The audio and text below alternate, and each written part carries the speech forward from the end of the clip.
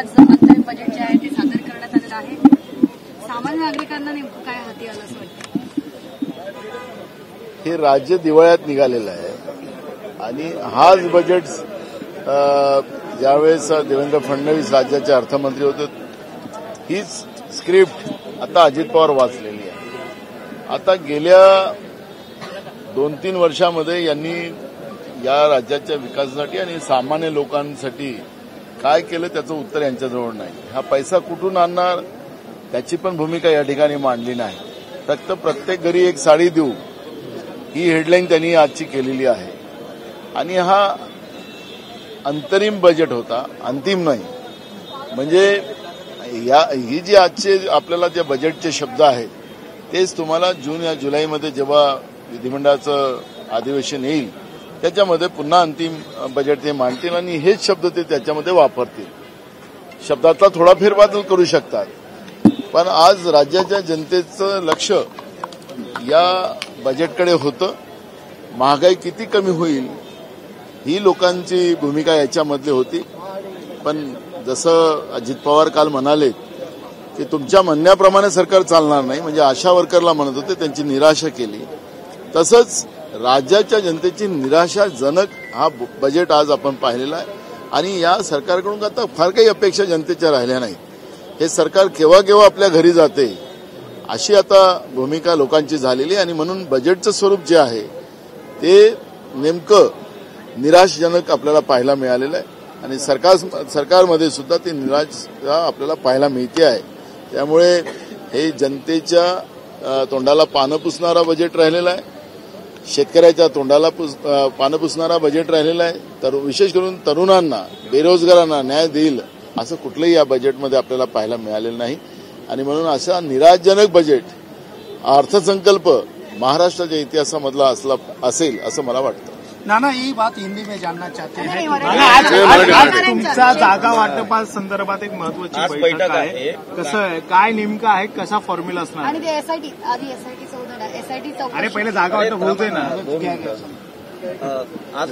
आज आणि उद्या या 2 दिवसात आमचा जागा वाटपाचा निर्णय होईल आणि या महिन्याच्या शेवटपर्यंत जागा वाटपाचं आमच्या महाविकास आघाडीमध्ये एकदम क्लिअर आपल्याला पाहायला मिळेल. आणि तसंही आमचं जवळपास जागा वाटपामध्ये कुठलेही मतभेद नाही, त्याच्यामुळे फार काही आमच्याकडे नाही. पण खऱ्या अर्थानं महायुतीमध्ये जे काही संघर्ष आपण पाहतोय तो भयानक आहे. त्याच्यामुळे आमच्याकडे काही नाही, त्यांच्याकडे फार वाईट परिस्थिती आहे एवढं सांगेल. पण नाना, काँग्रेसमधले बरेच नेते आहेत ते भाजपमध्ये जाताना पाहायला मिळतात. आज बसरत पाटलांचा पक्ष प्रवेश होताना पाहायला मिळतोय.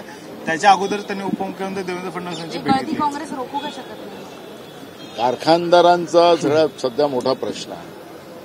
आपण पाहिलं की मागच्या बजेटमध्ये सुद्धा पुरवणी मागण्यामध्ये जवळपास 500 कोटी रुपये साखर कारखान्याला देण्याचा सरकारने निर्णय केला. आता आपण कालची ज्या पुरवणी मागण्या आल्या त्याच्यात 200 कोटी रुपये देण्याचं सरकारने मान्य केलं साखर कारखानदारांना. साखर कारखानदारांना ज्या पद्धतीनं जाळ्यात अडकवण्याचं काम जे सुरू झालेलं आहे ते आपण पाहतोय. त्याच्यामुळे बसवराज पाटलाचं अजून ते प्रवेश तर झाला नाही असं मला माहिती आहे, होणार नाही असंही मला वाटतं. त्यांनी देवेंद्र फडणवीस यांची भेट घेतली मला असं वाटतंय, पण अजून त्याच्यावर आज प्रतिक्रिया देणं मला काही बरोबर नाही. पण प्रतिक्रिया आम्ही योग्य वेळेवर देऊ. आजच्या बैठकीला कोण कोण उपस्थितीत असणार? आजच्या बैठकीला कोण कोण उपस्थितीत असणार आहे महाविकास वंचितचा कोणी पुन्हा वंचित?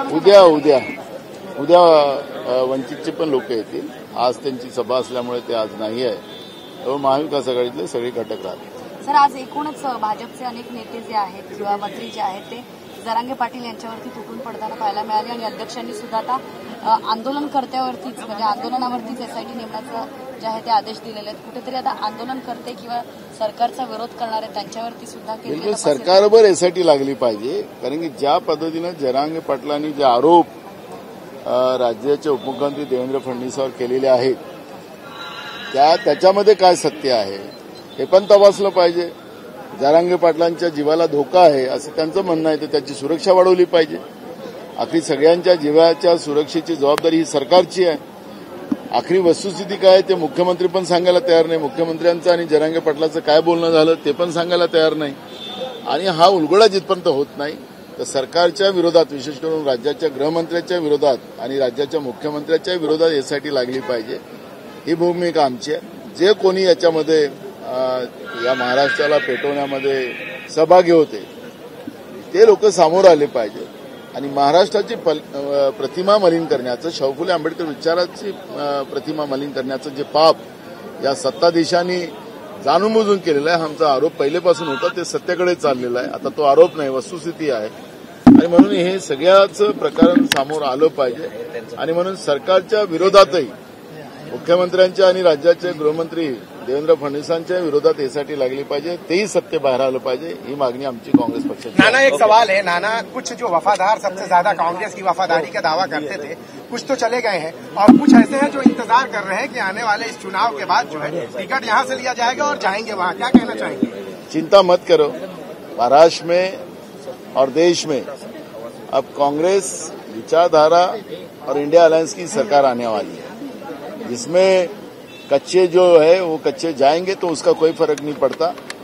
आज की तारीख में जो स्थिति है, जो देश में है, बिहार में हो, यूपी में हो, दिल्ली हो, जहां पे आपके साथ हमारे संबंध है, ये सब इसमें, और महाराष्ट्र में बीजेपी को लोग जमीन से उखाड़ के फेंकने वाले हैं. और ऐसे परिस्थिति में जो लोग जा रहे हैं उनकी चिंता आप करो, हमें करने की जरूरत नहीं है. सुनो जी, हमें करने की जरूरत नहीं, और वो किस कारण जा रहे हैं वो आवाज ही निकल नहीं रहे, तो समझ लो आखिरी बीजेपी के जो 3 कार्यकर्ता है, कौन से कार्यकर्ता है 3 बीजेपी के, मुझे पता नहीं, तुम लोग बहुत बताते हो, ईडी, सीबीआई, इनकम टैक्स, तो ये 3 कार्यकर्ता को अभी काम में लगा के रखे हैं.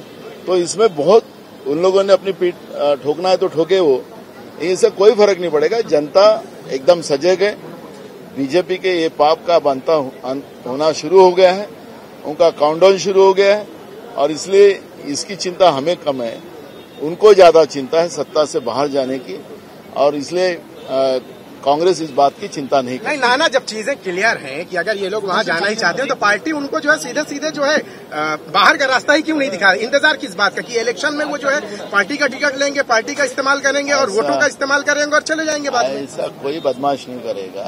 अगर वो बदमाश, मैं नाना पटोले अध्यक्ष हूँ यहाँ पे, मैं बदमाश इसलिए बोलता हूँ जानबूझकर कि उनको भी सुनने जाए कि वो चला पहले के जमाने में, अब नहीं होगा. एबीपी माझा, उघडा डोळे बघा नीट.